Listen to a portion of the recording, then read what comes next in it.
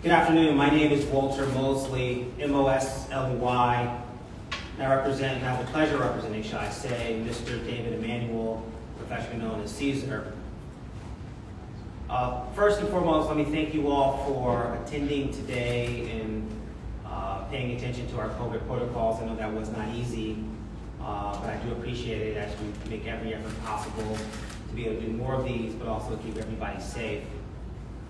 Secondly, and probably most important today, Mr. Emanuel is not filing a lawsuit against his daughters. He's never written a legal letter directed towards his daughter. He's never sent a cease and desist, and he would never do so. This is a defamation lawsuit against Crystal Torres, the mother. The daughter is not mentioned in this lawsuit outside of the fact of laying out some facts as to how he got here on October 26th. Other than that, Mr. Emanuel will be addressing specifically just Crystal. You will have an opportunity to answer questions after his statement. But before he comes to the podium and speaks, I'm going to give you a little background about our matter that we filed in court yesterday. This case started when Mr. Emanuel invited his daughter to come live with him. Things were not going well in New York. COVID was everywhere. He was in Atlanta. There was an opportunity for a fresh start for Cheyenne in Atlanta. Better schools, better opportunity, better weather, safer from COVID. And Mr. Emanuel, as he has always done in providing for his child, looked to have her come live with him. Everything was great. And while she was living with him, he continued to provide, he not only was providing for her, but he was also still sending child support to the mother. At some point in time, Mr. Emanuel stopped, or the parents agreed to stop sending support as the daughter was living full-time with the father, and things took a turn. He started or became more vocal with his relationship with Suzette, and the mother, after having one final visit in October, started to create this dissension between Mr. Emanuel and the daughter.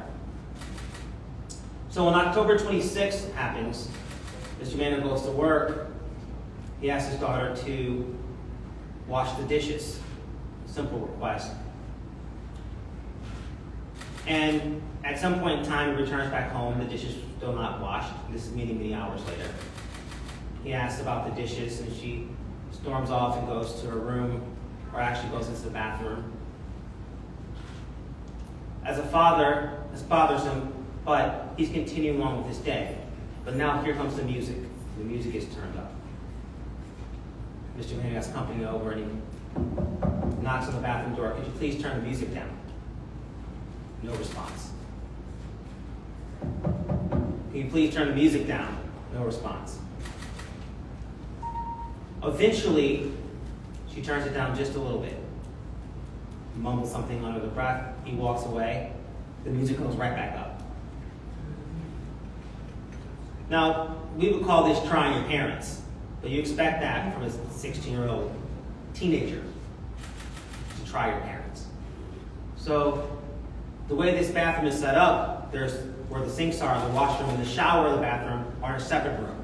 So Mr. Emanuel walks in to where the sinks are, and he takes the speaker out of the bathroom, which is exactly what my mother would have done, or my father would have done, if I was mouthing back in that way.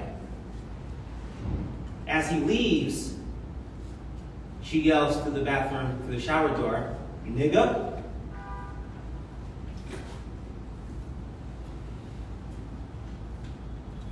I can only imagine how that might make you feel as a parent who's providing and taking care of and loving your daughter, your child.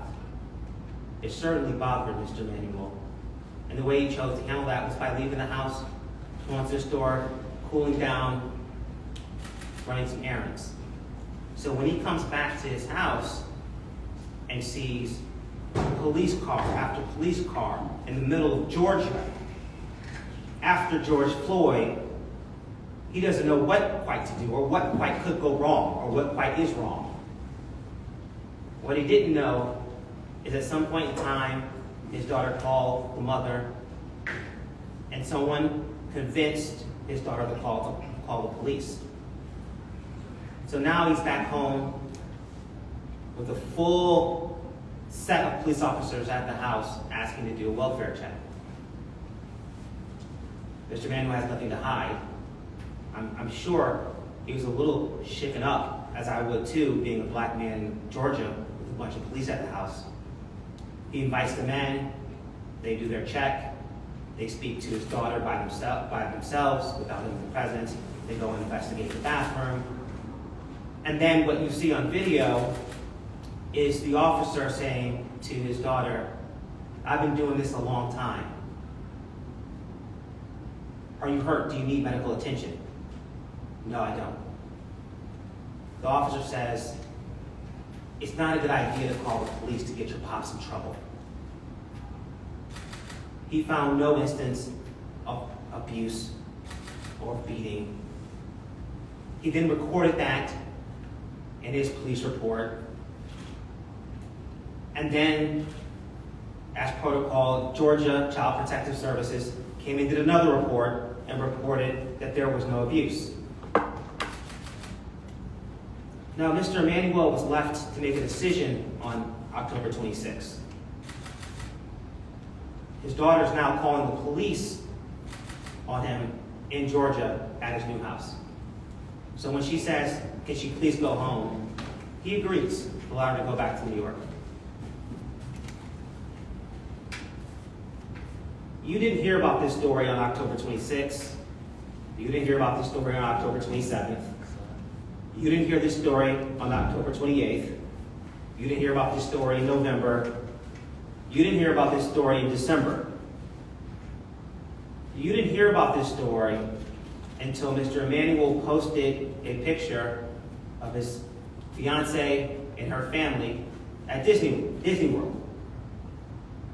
And then, a day later, we hear about this story, with the mother in the background urging a child to go on Instagram Live.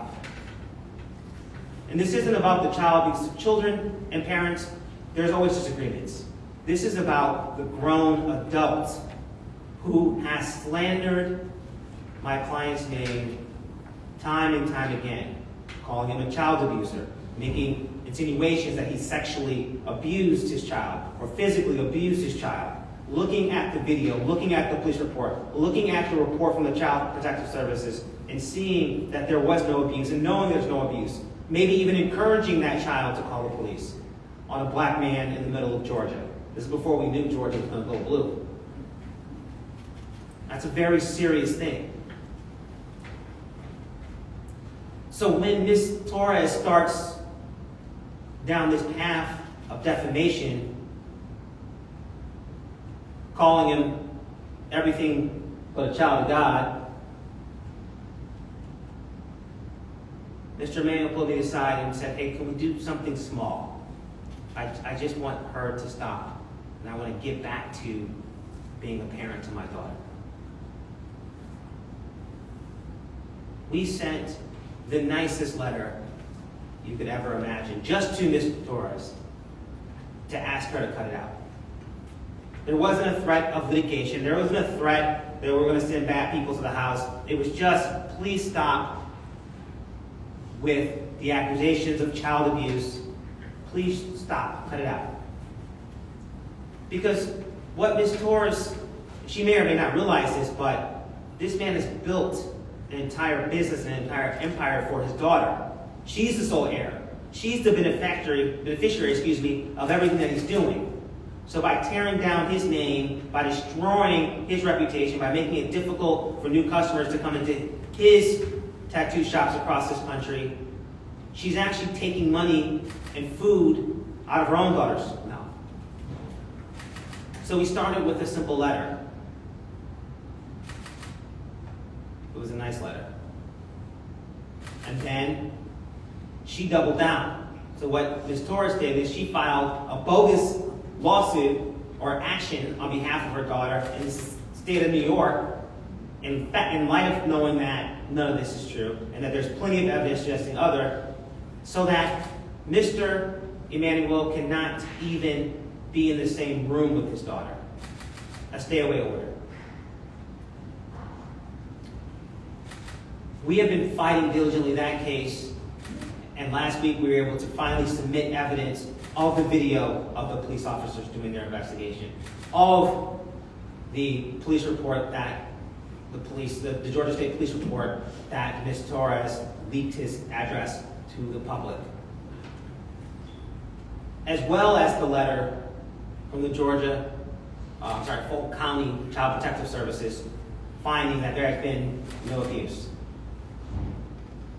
But still, as we get closer to eliminating that bogus case,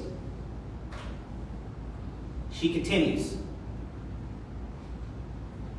Yesterday, before I could even file this lawsuit, act amended, she got back on live with more accusations, with more false statements. Mr. Emanuel asked me what we could do to stop this. I said, I think the only thing left to do is for a judge to tell her to stop.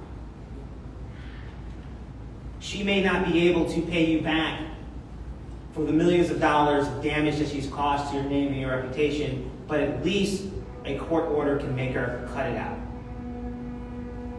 And in this process, we will continue to fight for what's most important is for you to get back on the page, and get back on the level, and get back to being able to communicate and to talk and interact and be with the woman, the young lady that you built all this for.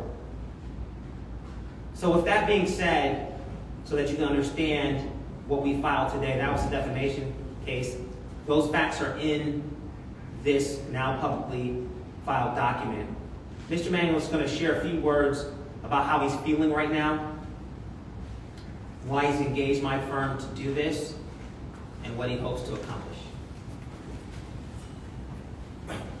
Hello, everybody. This right here probably is nerve-wracking to me. I've been in front of tons of people, but right now it feels like I'm on trial. Not by the government, but by the court of public opinion.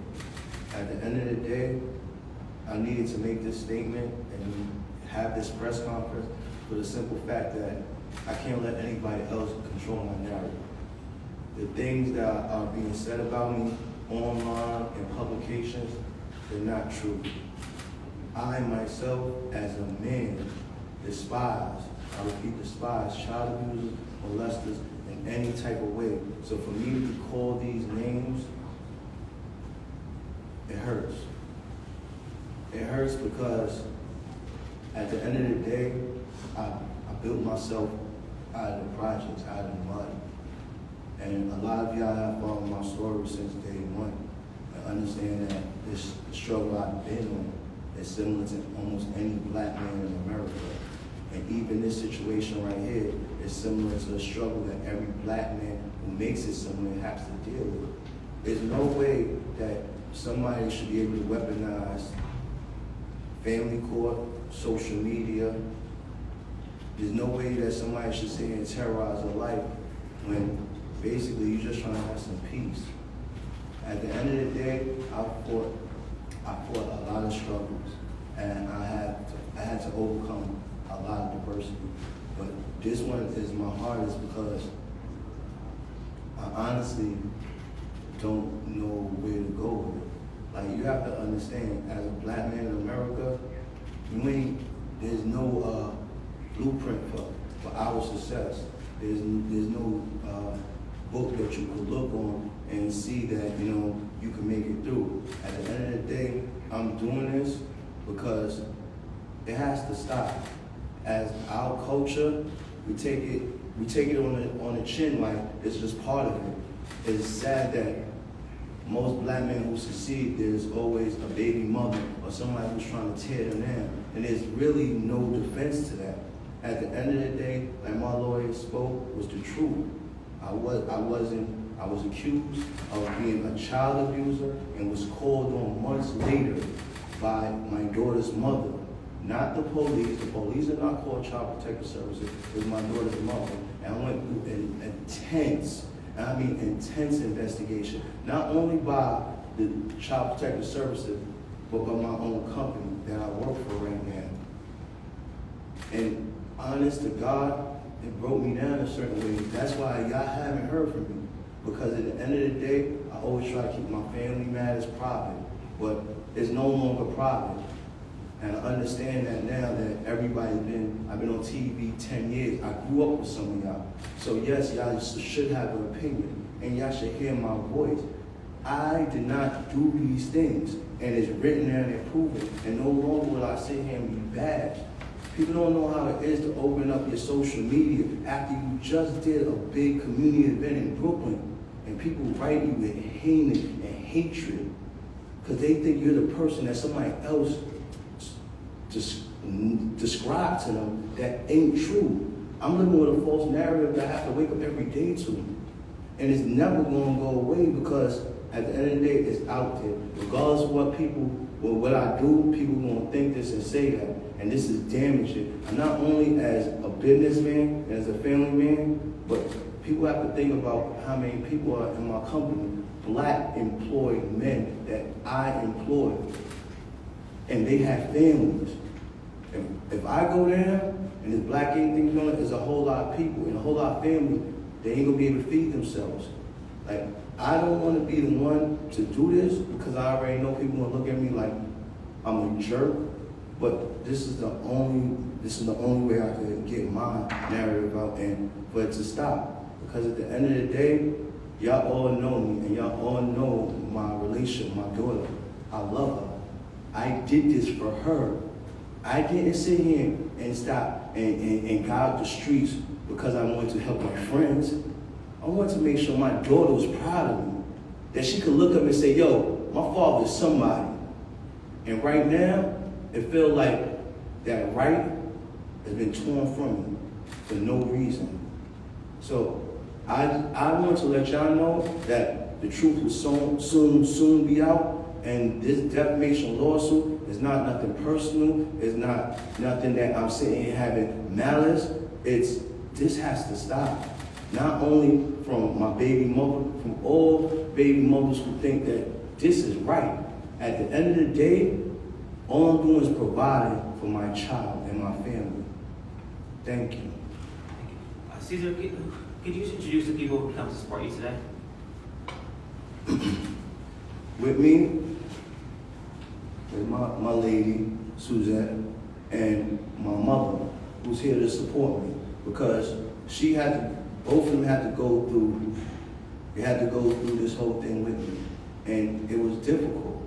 You ever had investigators calling your mother to do a character check on you? Or have people come in your house looking through your pantry and through your bedroom, trying to say that we didn't feed anybody when the house is fully stocked, when we didn't make sure that everything was basically ready for a family. And you have to sit there and basically be stripped layer by layer so these people can see the truth. And to go through that for months and then I still have to go through it with social media. It's hard on me. I know it is because it's hard on me. Like you have a grandchild, and then you want to see the best for her. And my girl just want to see the best for her. I want to see the best for her. When I brought her to Atlanta, was so she wouldn't live like me.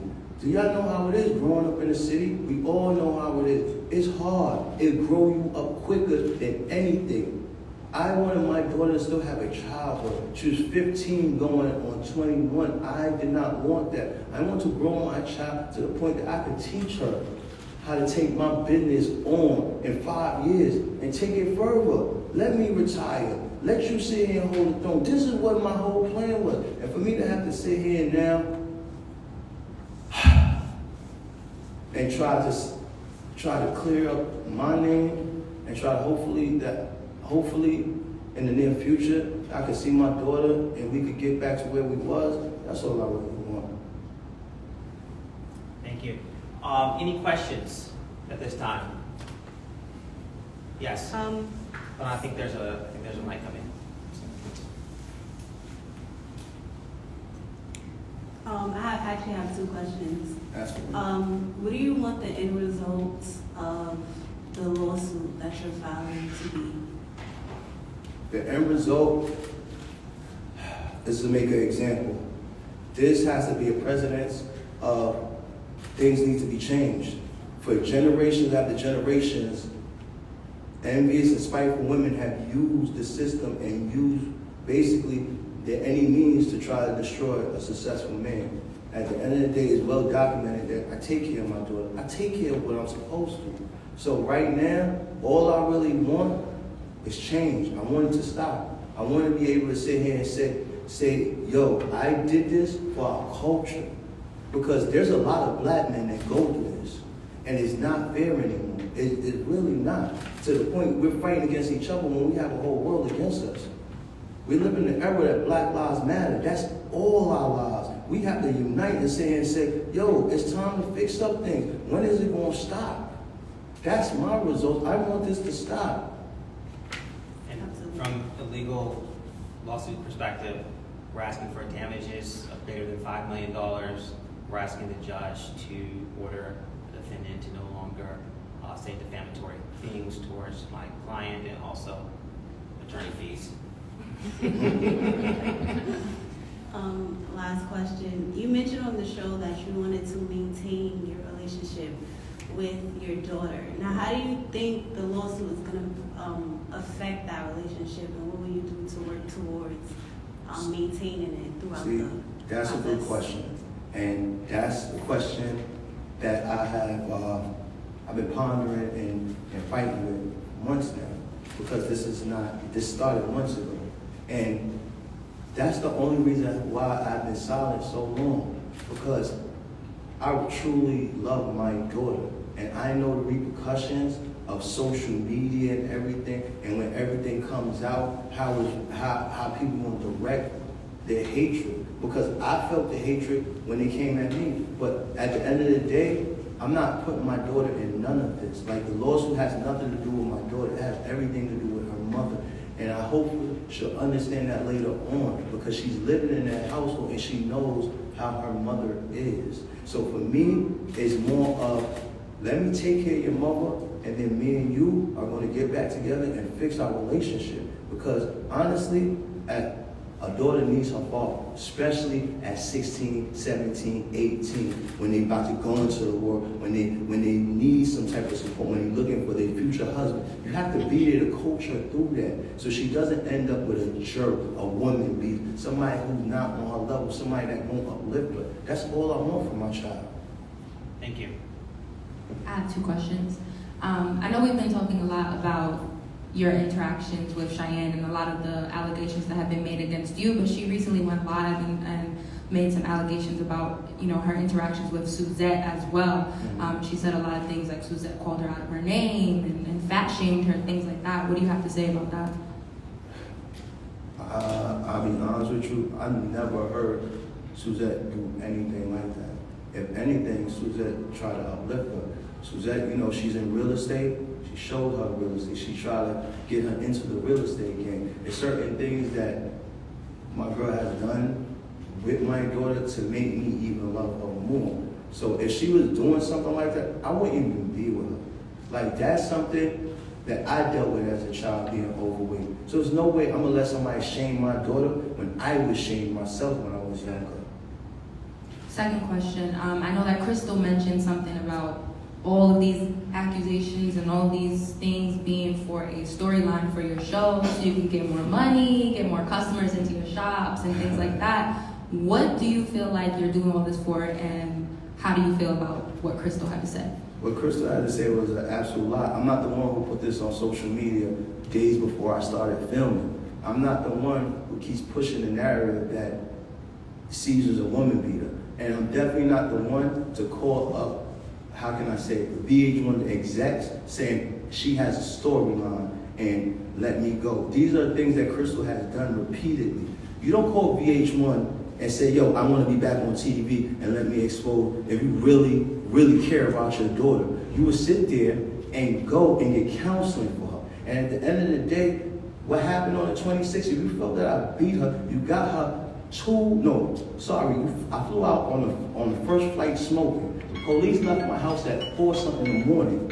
I sent out on 6 something. You would have took her to the hospital, no?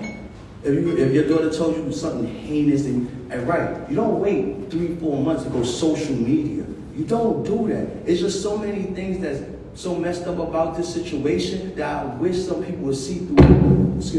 Some people see through the lies, because at the end of the day, I'm not waiting no 3 months to sit here and say my daughter was abused. Honestly, if somebody put their hands on my daughter right now, I'm dealing with them right now. And that's what some of the things that Crystal seems not to understand, that people have common sense. If you're a mother, you're not doing all this shit. It happened at 26. My daughter's in the hospital at 27. And my thing is, if I did such a heinous act, where's the evidence? That's what I'm waiting for. All I keep hearing is, he did this, he did that. It has to be some type of evidence. And that's why I'm here to sit here and present the evidence. Not he say, she said, but the facts. Thank you. All right, so I think we're done today. Thank you so much for your time. Thank you for all the participants. If you have any further questions, the lawsuit was filed yesterday, so that is a publicly available document. If you can email my law firm, we will send you a copy of your request. And otherwise, have a great rest of your day. Thank you so much.